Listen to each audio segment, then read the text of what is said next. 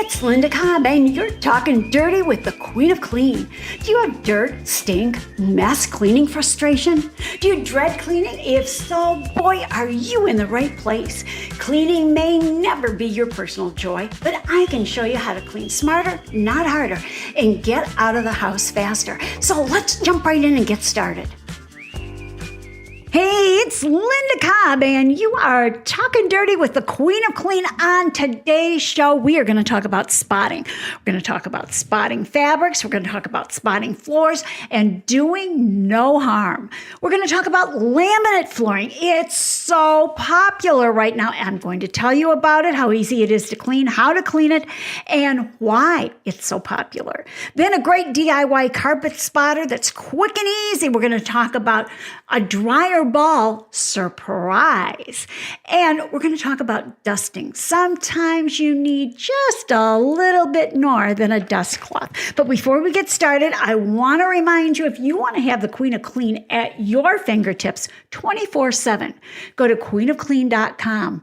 On there, we have a library, and it's free. Yes, it's actually free. You type in your question or concern, and the answers will pop up. You can pick many answers, one answer, whatever answer works best for you. And again, it's completely free. So go to queenofclean.com and check out our library that's full of video tips and other tips 24/7 for your enjoyment. Now, first of all, I want to talk about avoiding costly mistakes. You know, a lot of you write to me and they say, Queen, how can I spot this? How can I clean this?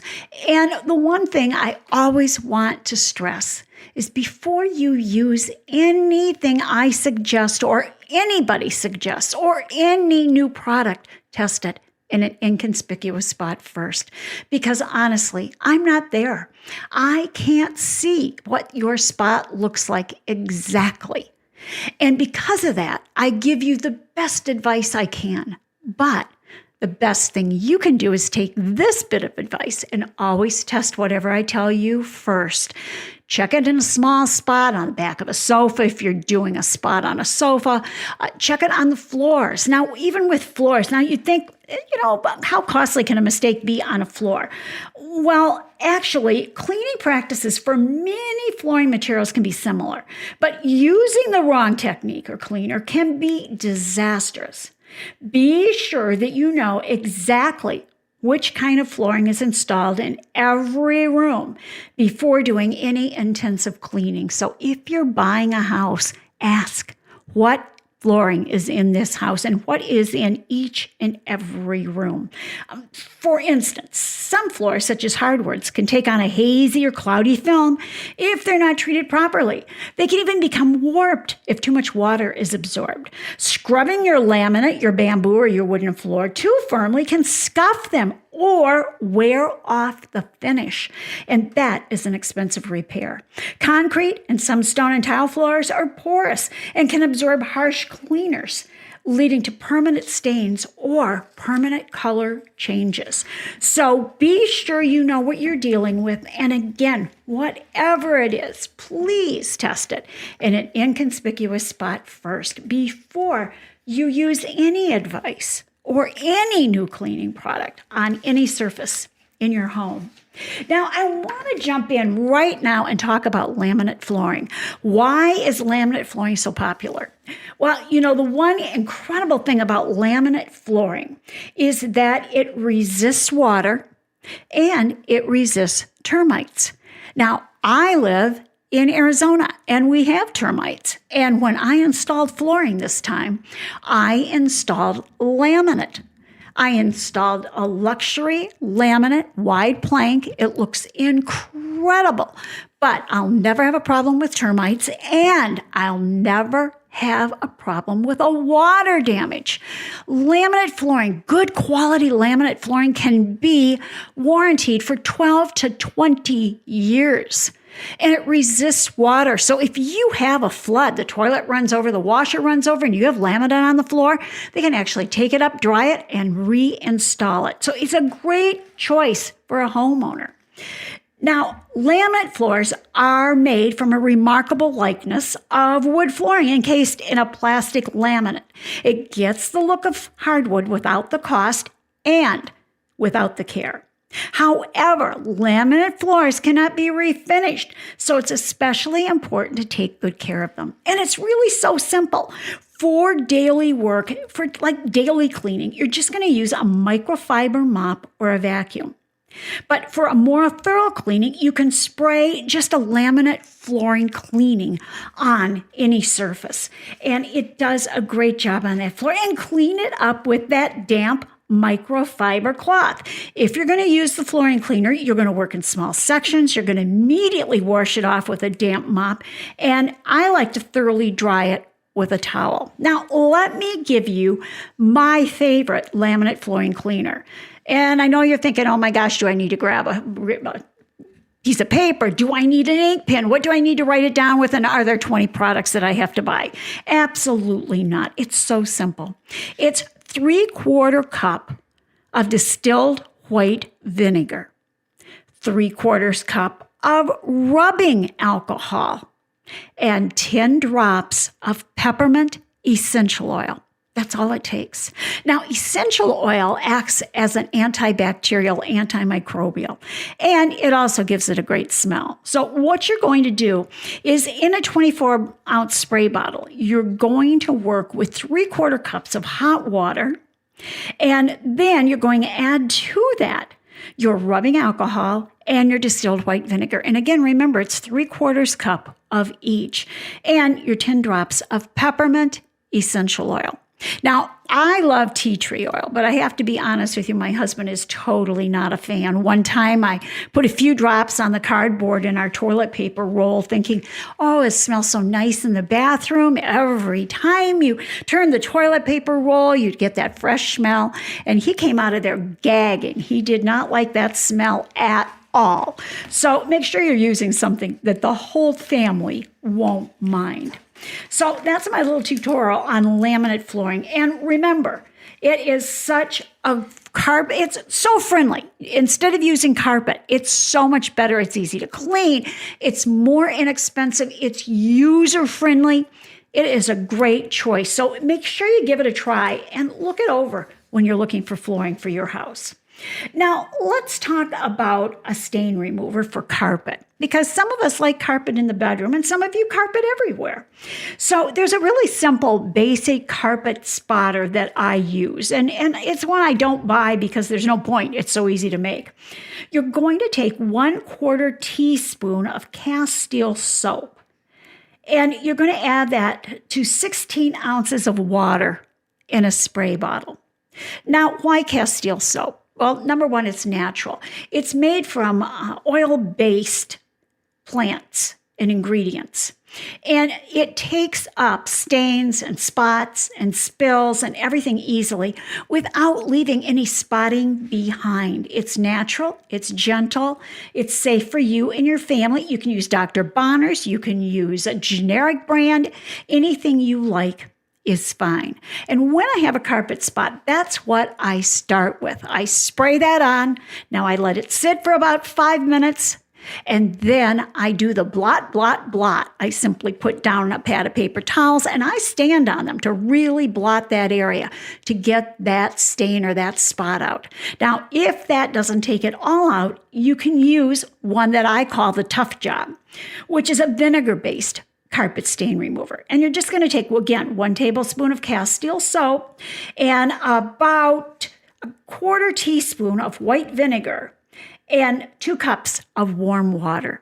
That's all you need. You're going to put that together in a spray bottle, spray it on.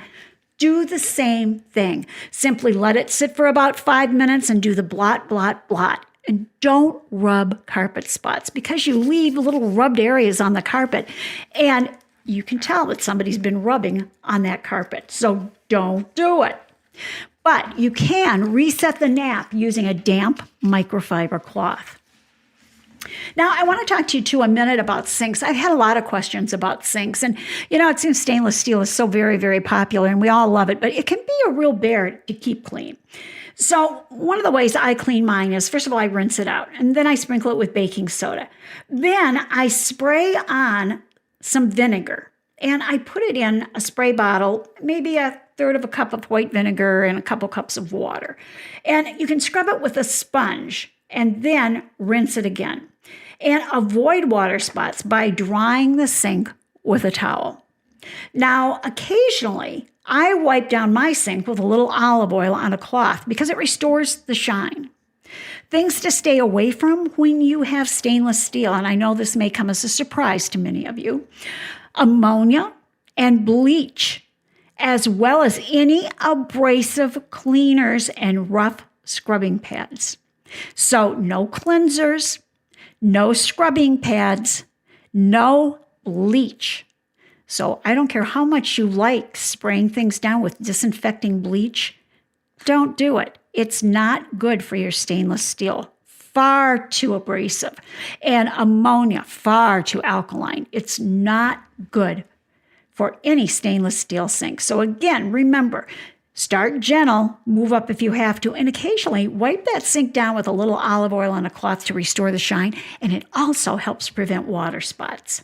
Now, if you're lucky enough to have a lovely porcelain sink, which is usually enamel over cast iron, clean it after each use with a mild dishwashing liquid and hot water and just rinse it and dry it. If you have a couple of little marks from dishes or pans, sprinkle baking soda on and scrub it with the cut side of a lemon.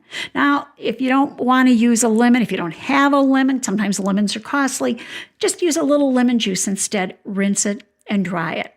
Now, remember, remove tea bags, coffee, blueberries, red wine, mayonnaise, mustard, pickles, things like that, so that you don't have permanent stains. And I think it makes sense. Tea is going to stain, coffee is going to stain, blueberries, red wine going to stain. Anything acidic, mayonnaise, mustard, pickles, don't leave those in the sink. Now, if you have a solid surface sink, clean it with warm soapy water and a sponge and then rinse it and dry it. And you can treat it with a disinfectant. If you've used anything like, say you've been cutting raw meat or you've had chicken in it, make sure you do disinfect with that. If you allow water to dry on the surface, sometimes it creates this unsightly film. So dry it often. And remember, hot pots and pans can scorch that. So stay away from that. Now, composite granite sinks and quartz sinks are popular now too. Use mild soap, pH natural is best, and a soft cloth. Rinse it well and dry it with a towel. So, you know what, when we're talking about all of this, remember, do no harm. A little soap, dishwashing liquid, and water is the very best thing that you can use. If you have to go in with the big guns, try some Barkeeper's Friend. That is a mild pumice cleaner. You can use it on metals. Just read how to do it. Look for it in the aisle where they sell the cleansers, but this is not Comet or Ajax or one of those. It is a mild pumice cleanser. And I want to talk one last thing about copper. I've had several people write to me and said that they had copper sinks put in, and now they're a little concerned about how that's going. So with copper, you do have to be a little careful. Wash with mild soap and a sponge, rinse it well, dry off the metal using a microfiber cloth. Now, most new copper sinks have an applied patina that will be damaged if you apply anything abrasive. So stay away from acids also, because when they apply that patina to protect the sink, you don't want anything acid to eat that off. So be very careful when you're doing that. Now, I want to talk about a very natural all-purpose cleaner, and it's not one of these things that has tons of ingredients, I guarantee you. All you're going to need for this is 2 teaspoons of borax. Now, you remember, 20 Mule Team borax is in the box, in the laundry aisle. It was available 100 years ago. It's a natural mineral that they mine. It's boron. And it's very basic. It's even good in laundry for giving your laundry a boost. You can use it in so many ways, but it's great for an all-purpose cleaner. So we're going to take 2 teaspoons 2 teaspoons of borax, 1/4 teaspoon of liquid Castile soap, and 10 drops of lemon essential oil. Now, if you don't want to use the lemon essential oil, it would be good to use a citrus one. They have a little more bacterial protection in them, and they smell great in your kitchen. So you're going to take that 2 teaspoons of borax, 1/4 teaspoon of liquid Castile soap, 10 drops of lemon essential oil, and mix all those ingredients with hot water in a 16-ounce spray bottle. And you can store that. And it's a spray and wipe, and it works just great on pretty much any surface. Now, for disinfecting, and I use this a lot even in the bathroom, in my sinks and places like that, 2 tablespoons of liquid Castile soap and 20 drops of tea tree oil. Now, tea tree oil is an incredible antibacterial and disinfectant, and it was given to us by nature. It's natural, and it is just an incredible disinfectant. You can use it in your shower. You can use it on your sinks. You can use it anywhere like that, and it does a great job. So again, it's just 2 tablespoons of liquid Castile soap, 20 drops of tea tree oil. And as I said before, oh, how I love tea tree oil. Now, also, I want to talk about some garbage disposal bombs because I've had a lot of questions about smelly disposals. And, once you've cleaned out your disposal and you picture what it looks like on the inside, sometimes it kind of promotes a little gag reflex. So to clean out the garbage disposal, and now this is really easy, we're going to make garbage disposal bombs. And for that, we're going to use 1/2 cup of citric acid. Now, citric acid is for canning, so you can buy it any place they sell canning goods. Walmart, big box stores, grocery stores where they have the fruit jars and things like that. And you're going to use 1.5 cups of baking soda and about 30 or so drops of orange essential oil. And, if you don't have orange essential oil, don't feel like you have to go out and buy it. Switch it up. But remember, you're using that in your sink, so use something that is friendly to a kitchen atmosphere. You're going to mix all of those ingredients in a bowl until they're thoroughly combined. And then, using a teaspoon, you're going to drip just enough water for the mixture to hold its shape. So I stir in a little water, drip by drip. Then I make like a little snowball out of the mixture. If it holds together, you don't need any more water. If it doesn't, add a little more. Then I use a small ice cream scoop or a cookie scoop, just a small one. And I make balls out of that. I lay them on wax paper, I let them dry overnight, and then I put them in an airtight container. So again, these are garbage disposal bombs. And to use them, you're going to just drop 1 or 2 down the disposal, turn it on, and let it go. And it does a great job cleaning out all those holes where the duck gets in, and it smells heavenly. So again, 1/2 cup citric acid, 1.5 cups baking soda, 30 drops of orange essential oil. And my go-to when I can't find a product that somebody talked about and I want to use that product, I always go to Amazon and look and see if I can find it. Now, last but not least, a lot of you use the wool dryer balls. So I want to talk to you about adding a little, shall we say, bounce to your dryer balls. When they're bouncing around in your clothes, they push the individual garments apart. They create better air circulation. They dry better. And they do work on static electricity. But sometimes, you want kind of a nice smell. And a lot of you have talked about putting your essential oils on the balls and not getting any smell. So I want to explain to you why that is. When the load is dry, you take the dryer balls out and you add 1 or 2 drops of essential oils to the wool boil. So 1 or 2 drops of essential oil to the wool balls. I like things like lemongrass, lavender, geranium is another really nice one. But you know what fragrances you like, so you pick. But this is the interesting thing. You throw the dryer balls back into the dryer with the load, run on the no heat cycle for 5 minutes. This will enable the delightful essential oil to transfer from the balls to your clothes. If you're putting the essential oil on those dryer balls and putting them in the dryer with the clothes as they dry, it never transfers off those balls onto the clothes. So you never get any smell. The dryer balls smell great, but nothing else does. So remember, pull a couple of the dryer balls out, put a couple of drops of your favorite essential oil on, toss them back in and flip them for 5 minutes on the air cycle. And that will make all the difference in the world. Everything will smell amazing.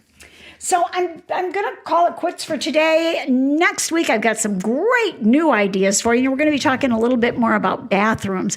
I want to remind you, if you have questions, please go to ask@queenofclean.com. That's ask@queenofclean.com. If you forget the ask@queenofclean.com, you can go to questions@queenofclean.com. We've always got ways for you to get in touch with the Queen. So Super Bowl's coming up this weekend. I don't know who you are rooting for. I don't have a dog in this race, unfortunately. My Cardinals did not do all I had hoped for, but they did make it into the finals, so that was a good thing. So I wish you all a wonderful Super Bowl experience. Enjoy, enjoy, enjoy. Make up those carpet spotters before your company comes, because you may need them. So guys, as always, thanks for talking dirty with the Queen of Clean, and I will talk to you again next week. Stay safe.